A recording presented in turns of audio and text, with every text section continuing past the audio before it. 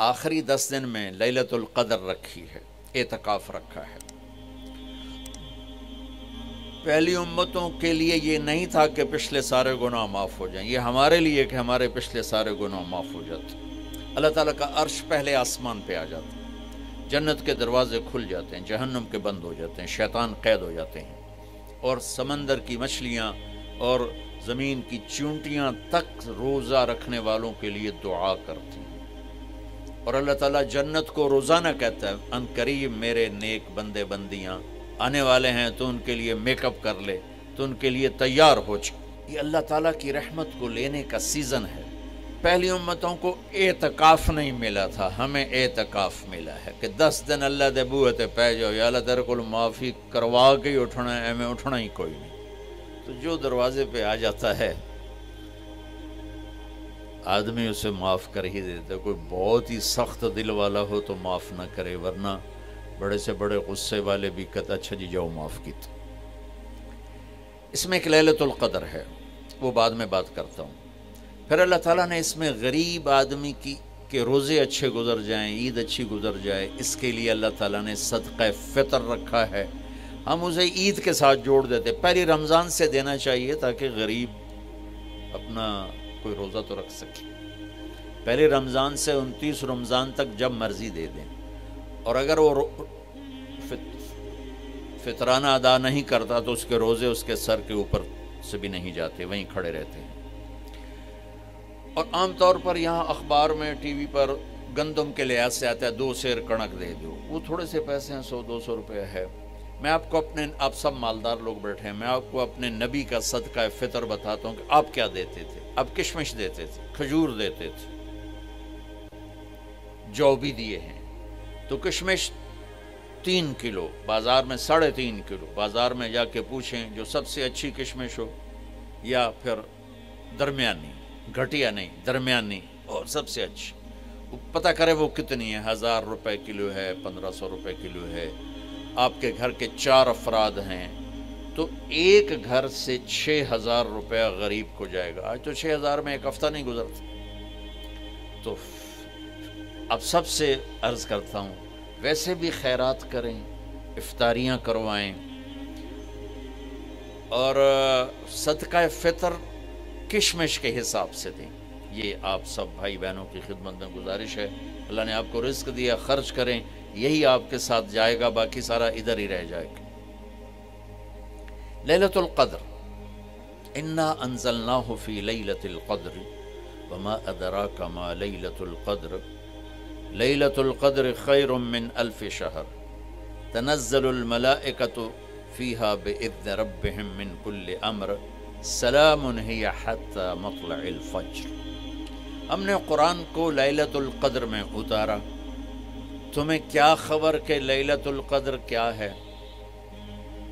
لیلۃ القدر 1000 مہینوں سے بہتر ہے۔ اس میں فرشتے اترتے ہیں اور یہ صبح تک رہتی ہے۔ لفظ قدر عربی میں اس کا ایک مطلب ہے قیمت۔ سبحان اللہ۔ تو اللہ نے کہا میں تمہیں بتاؤں، آپ سب تاجر بیٹھے ہو، لیلۃ القدر کی قیمت کیا ہے؟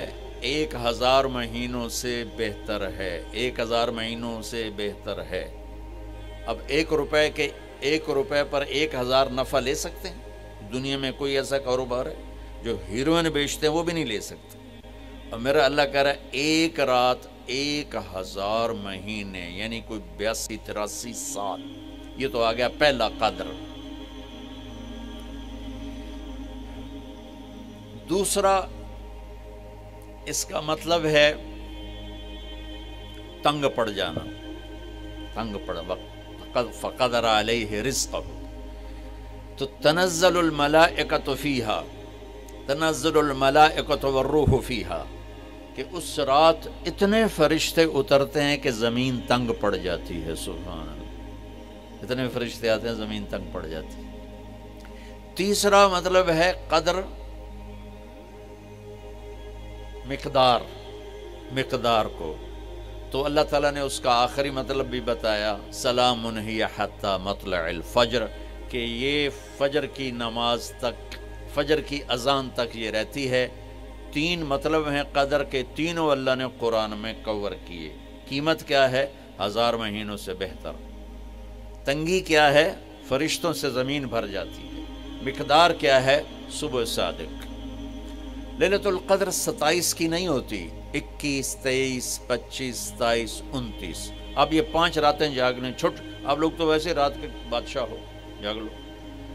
تو لیلۃ القدر مسجد میں نہ گزارو، گھر میں گزارو۔ یہ مسجدوں میں اشتہار لگ جاتے ہیں، فلاں کے ساتھ شب قدر گزاریں، فلاں حضرت کے ساتھ شب قدر گزاریں، پھر ادھر کوئی صلاۃ تسبیح پڑھ رہا ہے باجماعت، عورتیں صلاۃ تسبیح کی جماعت کرا رہی ہیں، اور پتہ نہیں اور کتنی عجیب و غریب قسم کی عبادات شروع ہو جاتی۔ یہ نفلی عبادت ہے، میرے نبی گھر میں پڑھتے تھے۔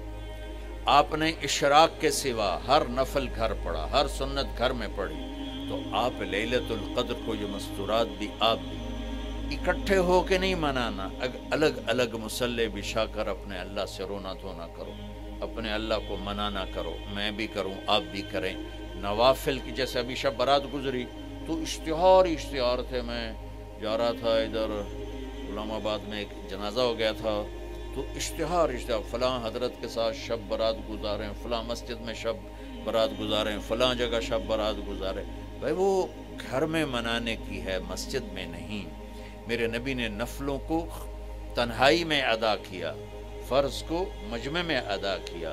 لیلۃ القدر میں جاگنا نفل ہے، اور پھر جب کٹھے ہو جائیں گے لوگ اور عورتیں تو پھر ساتھ غیبت بھی چلے گی، اور ایک غیبت کا بول ساری رات کو اڑا کے رکھ دے گا۔ مردوں یا عورت کٹھے ہو جائیں، غیبت سے تو بچتے نہیں، نہ ہی رک سکتے ہم۔ سندھ سے ہم بائی روڈ آ رہے تھے، کراچی سے بائی روڈ جماعت تھی، تو وہ راستے میں بڑی غیبت کریں، نوجوان تھے سارے نئے نئے، میں چپ کر کے سنتا رہا۔ جب کوئی 2 دن گزر گئے نا، تو ہمارے پاس بڑی وین تھی، میں نے کہا بچوں ایک نصیحت کرتا ہوں کہ غیبت نہ کیا کرو، مذاق کرو، ہنسا کرو، کھیڑا کرو، غیبت نہ کرو۔ تھوڑی سی میں نے اس پہ بات کی تو بڑے متاثر ہوئے، کہا جی ٹھیک ہے انشاءاللہ آئندہ بالکل نہیں کریں۔ کوئی آدھا گھنٹہ گاڑی میں سناٹا رہا، آدھے گھنٹے کے بعد ایک بولے مولانا جی غیبت نہ کری تو پھر گلاں کی کریے۔ یہ میرا کلچر ہے، لہٰذا عورتیں عبادت کے لیے بھی اکٹھی ہوں گی تو غیبت شروع ہوگی، مرد مسجد میں اکٹھے ہوں گے وقت ضائع ہوگا، غیبت شروع ہوگی۔ میرے بھائی بہنوں، ہر نفل کو گھر میں گزار، اپنے گھر کو بابرکت بناؤ، اپنے گھروں میں نفل پڑھو، تلاوت کرو، ذکر کرو۔ صرف اشراق کے نفل میرے نبی مسجد میں پڑھتے تھے 2 رکعت، باقی ہر نفل آپ نے مسجد میں ادا کی۔ تو یہ چند چیزیں رمضان کے متعلق میں نے عرض کی ہیں۔ اب ایک بڑی اہم بات میں آپ کے سامنے عرض کرنا چاہتا ہوں۔ رمضان کی دولت کس سے ملے گی؟ رمضان کی برکات کس سے ملیں گی اور کون محروم ہو جائے گا؟ آپ نے فرمایا 4 آدمی ایسے ہیں جن کی رمضان اور شب قدر میں بھی بخشش نہیں ہوتی، بس اس سے ہم اپنے آپ کو بچا لیں۔ کون ہے یا رسول اللہ؟ آپ نے کہا مدمن خمرن، شراب کا عادی، کبھی کوئی پی لے توبہ کر لے،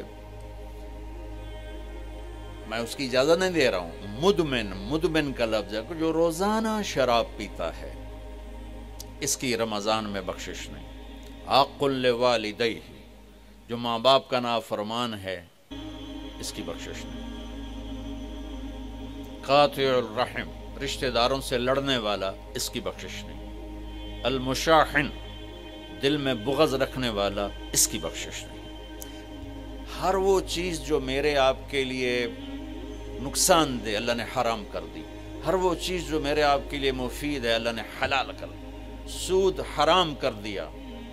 ہمارے پاکستان کی معیشت نہیں، پوری دنیا کی معیشت ڈوبی پڑی ہے، سارے ملک قرضوں پہ چل رہے ہیں، سود نے پوری دنیا کو تباہ کر دیا۔